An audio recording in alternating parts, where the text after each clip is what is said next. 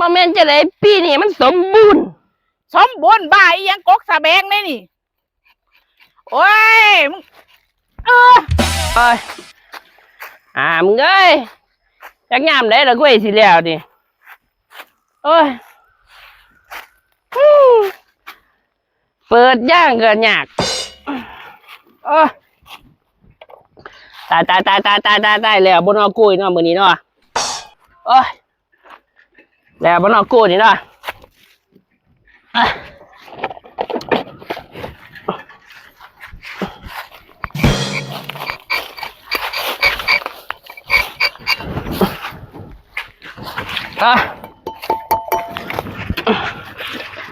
แล้วมันคือบอกหลายอย่างเนี่ย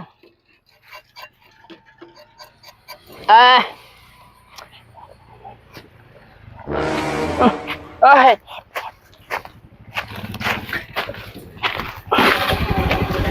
ยต้นนี้มันก็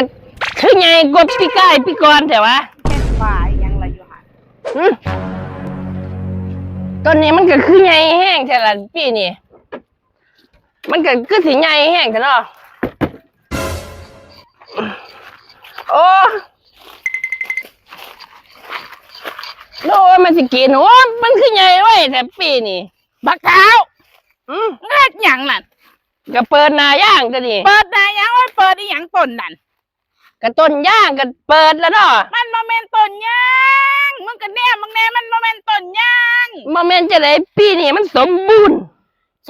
บ้าอีหยังกกสะแบงได้นี่โอ้ยมึงเงยขึ้นไปเบิ่งมันแมนต้นยางมาบอกพี่บ้าต้นย่างละนี่มันแมนต้นยางพี่แถวมันอยู่พี่มันทำไมต้นยางยังใช่ไหมไงข้างตายมันแท้มันโมเมนนี่แถวมันอยู่พี่มึงก็แน่มึงก็เลยมันมีแถวอยู่บ่นี่แถวก็ค่อยมันใจแล้วเนาะเขามันมาจากสี่มาแมนบอกยันเราจะนี่ล่ะก็บอกว่าจะไปกินไรเหล่านอนรับพักผ่อนเนี่ยตาเดือเปียกแม่แง่ยูนบ่เมื่อหูเมื่อตายอย่างต้นว้ายก็ต้นย่างเลยนี่เถาแม่ใช่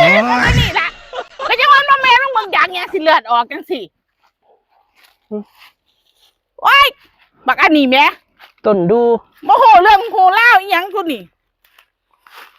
พุ่นแถวมันแถวนี้แม่นบ่โอ้ยมึงก็เป็นบ้าคักเนาะกูว่าละตัว